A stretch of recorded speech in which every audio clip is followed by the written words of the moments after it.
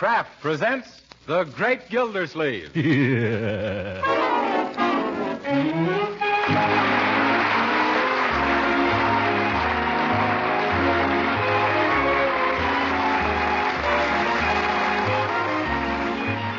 week at this time, the Kraft Cheese Company presents for your enjoyment Harold Peary as The Great Gildersleeve, written by Leonard L. Levinson.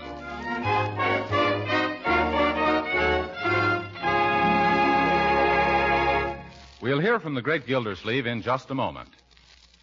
But first, let me remind you that fall is coming and winter, too. And when chilly winter weather really comes, your family is going to need plenty of wholesome, nourishing energy food. Now, one reliable and economical source of energy is Parquet margarine, made by Kraft. Yes, this delicious new margarine called Parquet is a protective food of high nutritional value. And to make it even better for you, Kraft adds important vitamin A to Parquet margarine's natural goodness. 9,000 units to every single pound. Now, of course, all this wholesome food value wouldn't do much good if your family didn't like Parquet margarine. Well, we think they will. Thousands of American families do. Yes, they like Parquet margarine's delicate, satisfying flavor for table use, for baking, and for pan frying. Best of all, Parquet margarine is economical, yet it's made by Kraft to the same high standards as all Kraft food products. But why not find out for yourself? Yes, why not try a pound or two of wholesome, nourishing Parquet margarine tomorrow? Just ask for Parquet, P-A-R-K-A-Y.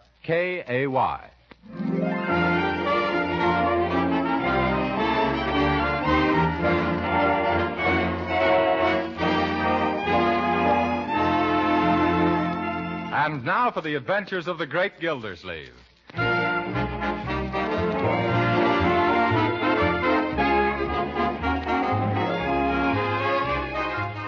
Yes, and now I'll check the grocery bill. 9 and 9 is 18, and 8 is 28. 26. And 7 is, 33 and 5 is... What are you doing, Uncle 33 and... now I've lost my place. Sorry I disturbed you. Yeah, that's all right, Marjorie. I was just checking your household expenses. Part of my job is guardian for you and Leroy, you know. But we never had any trouble with little things like that before. We never had to count a Judge Hooker before either. Why, that dyspeptic little judicial blunder. Oh, now, Uncle Mort. I'll let you get on with your work. Yes. Guess I'll have to start all over again. 9 and 9 is 18, and 8 is 28. 26. And 7 is... Excuse me, Mr. Gildersleeve. Ham or beef? And 7... Lost it again. Ham or beef what? Filling. What filling? Sandwich filling. What sandwich? That's what I want to know. Ham or beef? Cheese. Yes, sir. Yes. 9 and a cheese sandwich is 18 and... 26.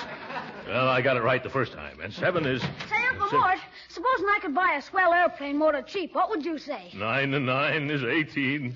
Where am I? Oh, back at the bottom again. But I can, Uncle Mort. I can buy a practically brand new Bumblebee plane motor for $19 from Piggy Banks. What are Piggy Banks? They aren't anything. He's my pal. Ew. And this engine is such a bargain, I'm ashamed to buy it for that price. You needn't be ashamed, Leroy. You're not going to buy it. But, Uncle Mort... Young man, you're far too young to take up flying. But this is a miniature plane motor. It fits right in my model super-duper swooper. You... a model plane. Well, I forgot you were a flying bug. That's a good one, Uncle Mort. Yeah.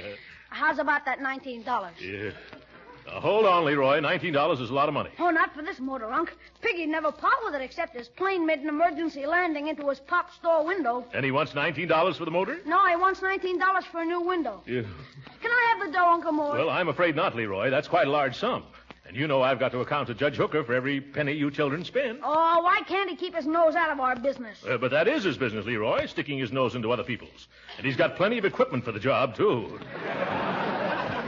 Oh, but gee whiz, Uncle Mort. I bet you had a model airplane motor when you were my age. When I was your age, my boy, there were no airplanes. Everybody thought the Wright brothers were wrong. Well, I bet you had some hobby. Let me see. What did I have? Oh, yes, I had dynamite. Dynamite? Yes, Dynamite was the name of my Shetland pony. Oh. He was my hobby, that little horse. I can see him now. Bless his shaggy coat. Well, if you could have a big horse, Unc, why can't I have a little motor? Because I earned the money to buy Dynamite, my boy. You earned $19? How'd you do it, huh? Well, selling lobsters. I lived on the East Coast when I was a lad, and I got my spending money out of a string of lobster pots. I never knew lobsters grew in pots. They don't grow there, Leroy. That's how you catch them. I can still remember how hard it was in the winter. Getting up before dawn, rowing 5 miles, sometimes in a biting gale, just to tend my pots. Rowing back to market with my boat full of lobsters and my hands full of blisters, then walking 5 miles to school. Yes. It's wonderful to think what you'll do when you're young and you want a pony. Say, whatever became of that pony? Well, I took Dynamite to school one day and he bit the teacher. We didn't have school for a month. Gee, instead of a motor, maybe I should get a pony. Yeah? No, I guess not. I'll stick to aviation. There's more of a future in that. Yes. But, Leroy, I said I wasn't going to give you the money. Oh, that's all right, Uncle Mort. I'm going to earn it, just like you did. A splendid idea. It'll help build your character, like it did mine. How are you going to do it? Oh, all I got to do is find a job and earn $19. Then would you let me buy Piggy's Bumblebee engine? I'll do better than that, my boy. Seeing that you're so ambitious, I'll advance you the money out of my own pocket. You will? Yes, and you can pay me back as you earn it. Oh, gee, Uncle Mort. You've got a heart as big as you are, Uncle Mort. And don't worry about me paying you back. I'll get a job in no time. Yeah. And can I have the $19 now, Uncle Mort? Now? Yeah, Piggy's here with me. He can't go home until he gets the money. Oh, yes, I see. Well, here you are. 10, 15, 17, 18, 19. Oh, thanks. Yeah. Hey, Piggy, it's a deal. Here's the dough. Yeah. Youth with its trivial problems. I wonder what kind of a job that boy will get. Need a boy? Oh, you don't. Need a boy? Oh, you don't.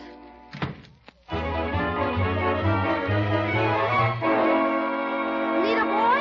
Yes. Oh, you do? Yes, we have a morning paper route open. Got a bike? Sure. When do I start? 5 o'clock tomorrow morning.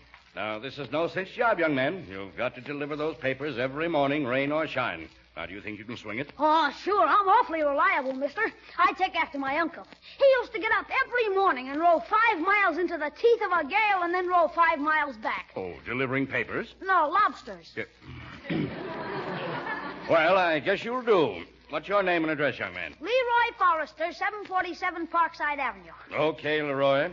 Now advance and take the early bird's pledge. Neither snow nor rain, nor hail nor flood shall stop the carriers of the Summerfield Indicator from delivering their papers and collecting at the end of the month. I do. Good. Now wear this pin, your badge of honor as an early bird, and may its luster never be tarnished. No, sir. And remember, for every paper that isn't delivered before 7 a.m., you'll be docked a nickel.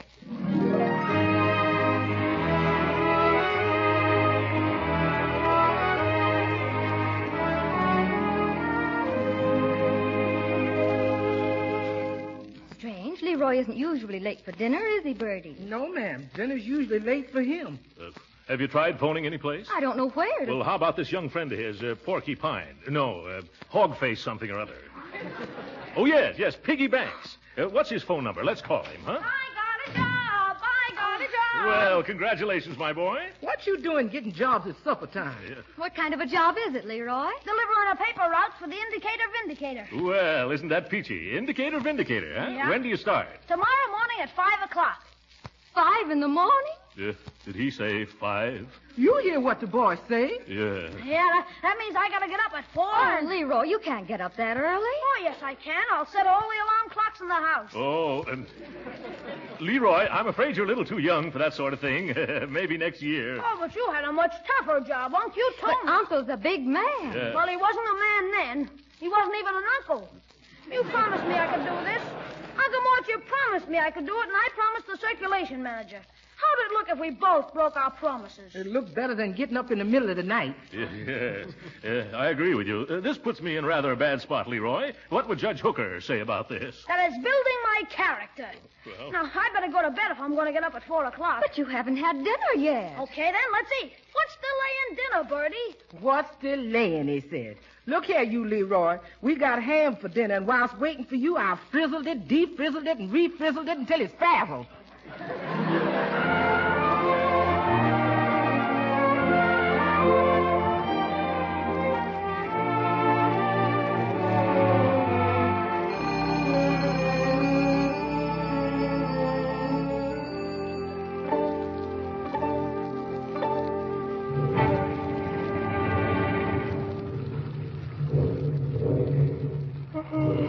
You dressed already, Leroy? Yep, up bright and early, Bertie. Hello, Bertie. Good morning, Leroy. Oh, don't look at me. I haven't had time to put on my makeup. I'm a sight. Gee, sis, I never knew you looked like that. I like you better without makeup. Looks like a skinned rabbit to me. Stop. Have you had anything to eat, Leroy? Oh, yeah, I fixed myself a swell breakfast. What did you have? A ketchup sandwich and a peanut bar. Land of Goshen, boy, that ain't no breakfast. I'm gonna fix you some pancakes. What was that? Oh, just a little drizzle. A little drizzle? Why, Leroy, it's coming down in buckets. Where? Why, look at that street. It's flooded. Why, the water's running over the curb. You can't go out in weather like this. Oh, yes, I can. Neither snow nor rain, nor hail nor flood shall stop the carriers of the indicator vindicator. I do. You don't. Not this morning. Oh, gee, Marge, I got my rubber boots and my slicker and my rain cap out in the hall, and I'll be riding my bike. You're not going out in that rain. Oh, shucks. This is nothing to what Uncle Mort had to face when he was a boy. He used to row 5 miles out to sea in a lobster pot. I don't care if he... Oh, Uncle Mort. Why, he could take out the car and drive you around. I'm going to wake him up right now. Oh, gee whiz. Who ever heard of a guy's uncle driving him around a paper route? Oh, Uncle Throckmorton. That's very good, Judge Hooker. Uncle Mort. Yeah, giddy up, Dynamite. Uncle Mort, wake up. Wake up, Uncle Mort. Well, who's that? It's me, Marjorie. Marjorie who? Oh, Marjorie you. Yeah. Good night, Marjorie.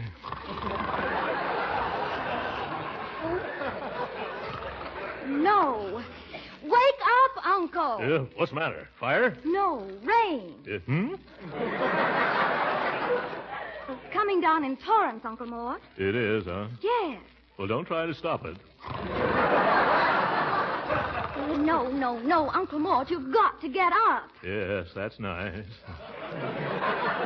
Leroy insists on starting his job this morning, and you've got to help him. Yes, a very good point. You must get the car out and drive him all over his paper route. Yes, to build his character. What? I do? Yes. Now put on some clothes and come into the kitchen. Bertie's fixing some coffee. But coffee will keep me awake. Hurry now, Uncle Mort. Yes, all right.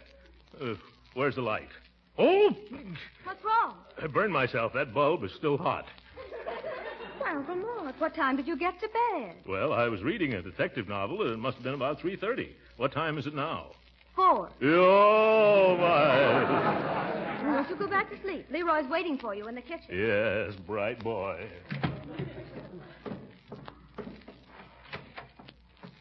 But if people don't get their papers, Leroy, they'll understand it, because it's on account of the rain. Bertie's right, Leroy. No, look. I got almost 100 customers. And if I don't deliver 100 papers, I get docked a nickel apiece. That's $5. You do? Yeah, and suppose it rains steady for a week. Then I'll owe the company $35. Why, at that rate, it'll cost me $150 a month just not to deliver papers. I can't afford it. Uncle Mort has very kindly consented to drive you around, Leroy. Oh, gee, you shouldn't have disturbed him. He had it tough enough when he was a kid. He's entitled to some rest now. Coffee. Here you is, Mr. Gildersleeve. Thanks. Somebody hold the saucer. I think I can handle the cup.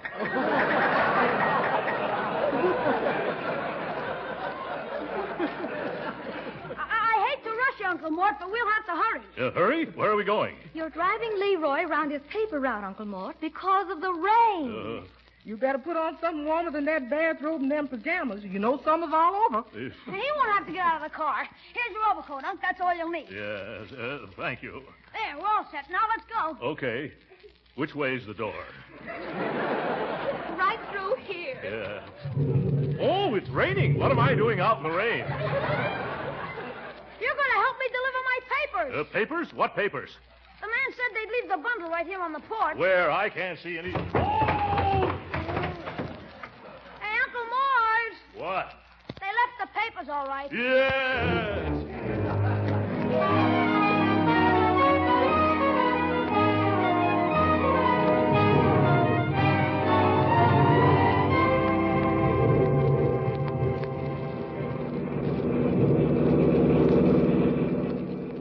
the name of Pulitzer did they give you a newspaper route at the other end of town, Leroy? That was the only one open, Unc. Say, I bet this reminds you of the good old days. What good old days? You know, when you went out to the sea lobster potting. Yeah. Why, George, I wish I'd never brought those lobsters up. How much farther is it, Leroy? Oh, just a block or two. Oh, no, stop right here. Yeah. Hey, here's my first customer. The Taj Mahal Bungalow Court. You just wait here while I deliver 4 papers. Yes. Better turn on the radio or I'll fall asleep. And so, if you're troubled with insomnia, why don't you trot right down to your nearest open all-night drugstore and purchase a can of Dr. Dollop's delicious Dream Drops? Is that so? Yes. And tell the druggist that Bert, the night clerk, sent you. Yes. And after you've taken a dozen drops, you'll doze into a delightful delirium from... That guy would put an owl to sleep. Okay, Uncle Mort. Right straight ahead to the next corner. Yeah.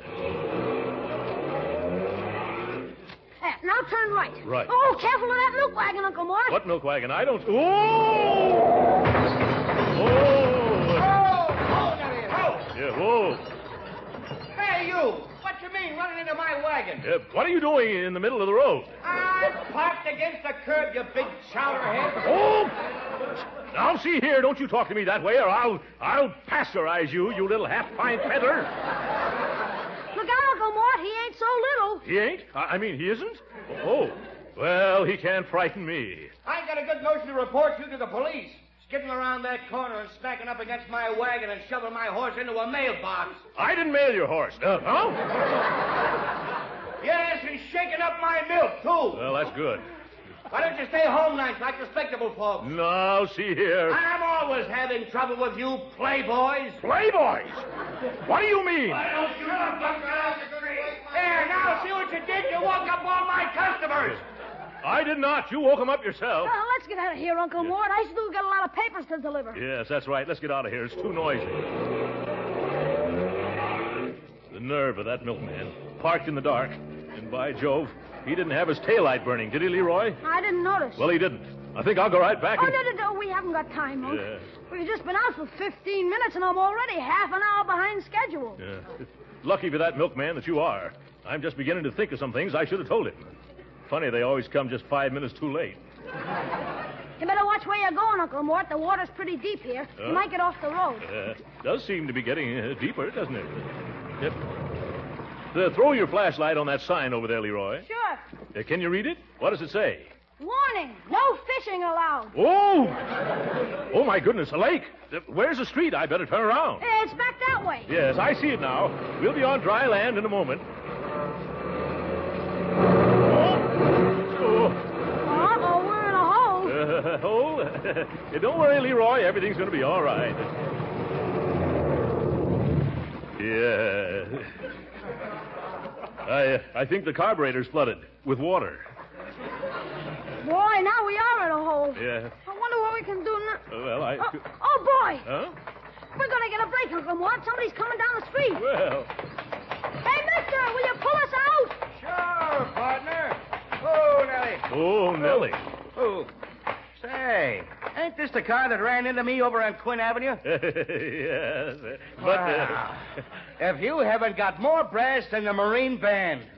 Asking me to pull you out. Yes, but I'm willing to pay, old man. No, thanks. Giddy up, Nellie.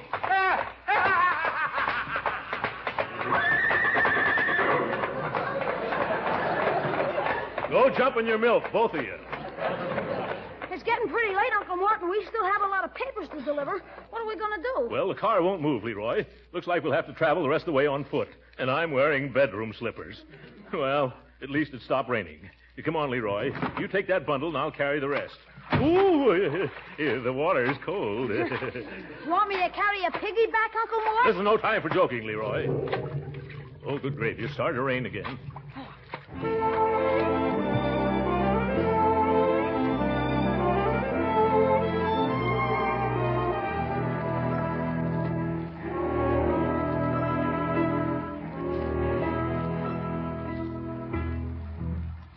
Okay, come on, Uncle Mort. Just 12 more papers to deliver and we're through. George, I'm soaked to the marrow. And on me, that's pretty far down. Here's 2100 Burnside. It's your turn to put it on the porch, Unc. That's a long walk up there, Leroy, and I'm rapidly reaching the end of my tether. Suppose I just throw it up on the porch, huh? Oh, no. You can't do that. Us early birds aren't allowed to throw papers, Uncle Mort. Well, I'm no early bird.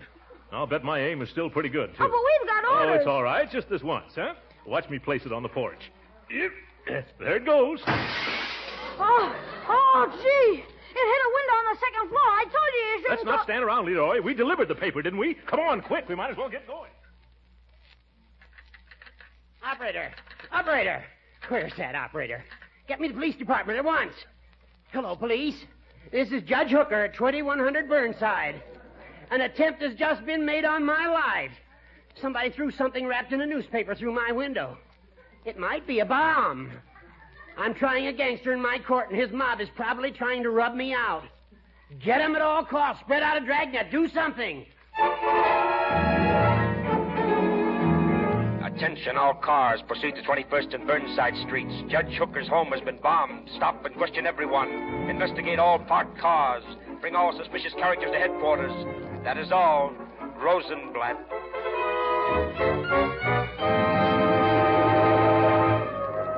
Oh, listen to those sirens, Leroy. Must be some excitement around here. I wonder what... Did you sneeze, Uncle Mort? What did it sound like? Sounds like you're catching a cold. Oh. I only got 4 more papers to deliver. Why don't you go home from here? Oh, no, I wouldn't run out on you. Well, if you insist, that's a different matter. Maybe I'd better get into some dry clothes. Oh, huh? sure. Just go straight down 21st Street to Parkside. So long. So long, Leroy. See you at home. Oh, it's as cold as Judge Hooker's heart, and I'm as wet as a mad hen. I wonder if those policemen would mind giving me a lift home. Well, nothing ventured, nothing gained.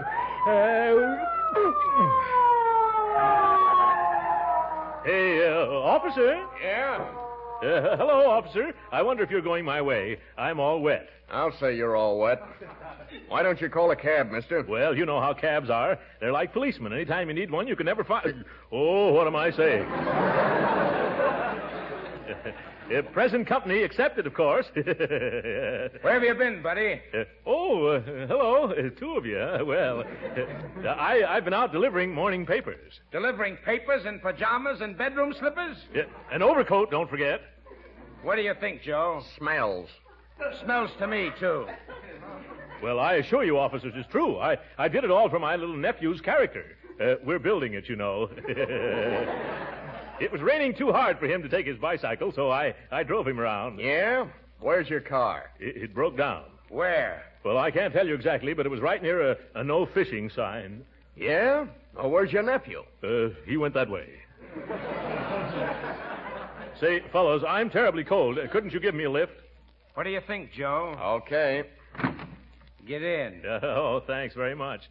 Ooh, a gun. I hope this isn't going to be out of your way, boys. I live at 747 Parkside. Got it, Joe? Sure. Oh, but you're headed the wrong way, Joe. Oh, no, I'm not, buddy. I'm headed for police headquarters. Oh, my goodness.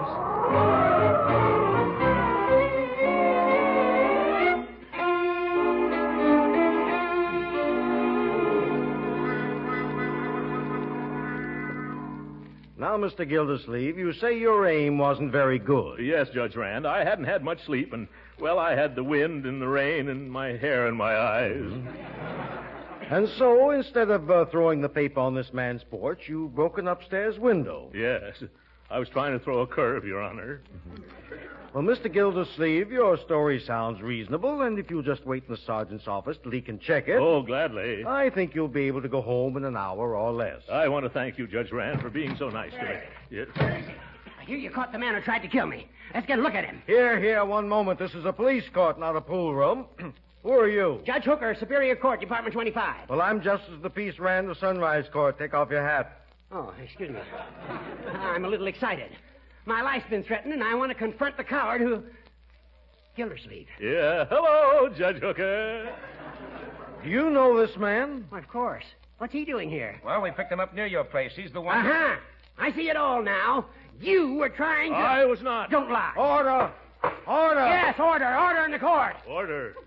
Now, Gildersleeve, you better make a clean breast of it. Confess, and I might be inclined to be more lenient. Say, wait a second. It's all right. I'm trying this case. Now tell me, Gildersleeve, what was in that newspaper you threw into my bedroom? I don't know what was in it, Judge. I didn't read it.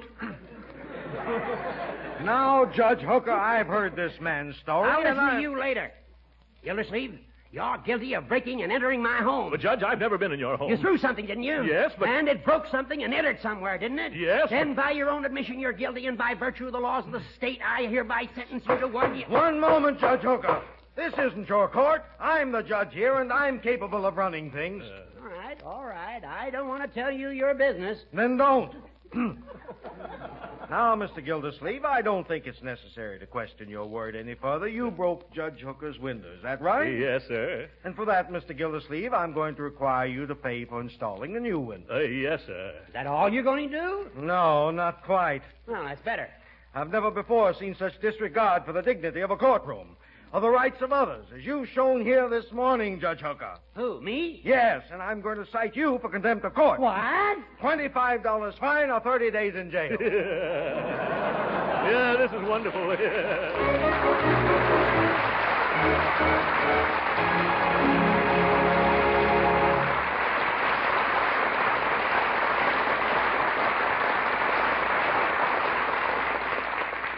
The great Gildersleeve will be with us again in a few minutes. But right now, I wonder what the parquet margarine users who are listening in would say if I asked them why they like parquet. Well, it's a pretty good guess that they like parquet first because of its delicious flavor. And a good many would answer, too, that they like parquet because they can use it so many ways. Yes, parquet margarine is so good tasting, you'll be proud to serve it at your table. And for the same reason, you like it for seasoning, for baking, and for pan frying, too. Why, more and more these days, good cooks are insisting on a flavor shortening for baking. A shortening that adds its own tempting taste to cookies, cakes, and pastries. And a flavor shortening is just what parquet margarine is. You'll find parquet's flavor makes it a delicious seasoning for hot vegetables, too, and a grand fat for pan frying that doesn't spatter or stick to the pan. And whether you use parquet margarine at the table, for seasoning, as a flavor shortening, or for pan frying, don't forget parquet is a nutritious food and a reliable year-round source of vitamin A. Now, when you go to your food store, don't just ask for margarine. Ask for parquet margarine made by Kraft. Remember, Kraft's reputation for quality backs every pound of parquet. So be sure to say parquet margarine. It's made by Kraft.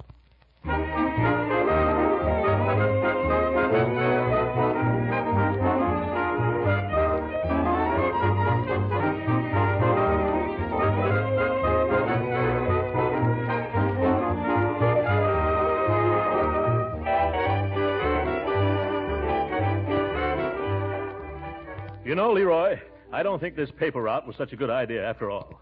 I wish you'd give it up. Well, I wanted to talk to you about that, If you Uncle quit Mort. this job, I'll pay for that motor myself. Well, thanks, Uncle Mort, but... Now, stop interrupting, Leroy. I'll even buy you the most expensive model plane there is, if you don't carry papers anymore. Oh, but, Jim... Now, make up your mind, Leroy.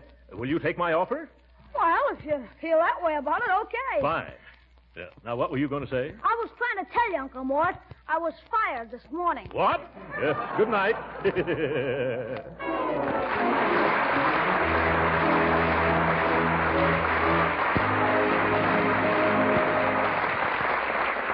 You have probably heard that September 15th through 20th is Retailers for Defense Week.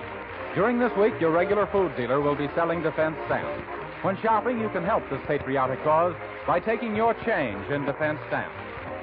Original music heard on this program was composed and conducted by William Randolph. This is Jim Bannon speaking for the Kraft Cheese Company and inviting you to be with us again next week at this same time for further adventures of the Great Gildersleeve. This is the National Broadcasting Company.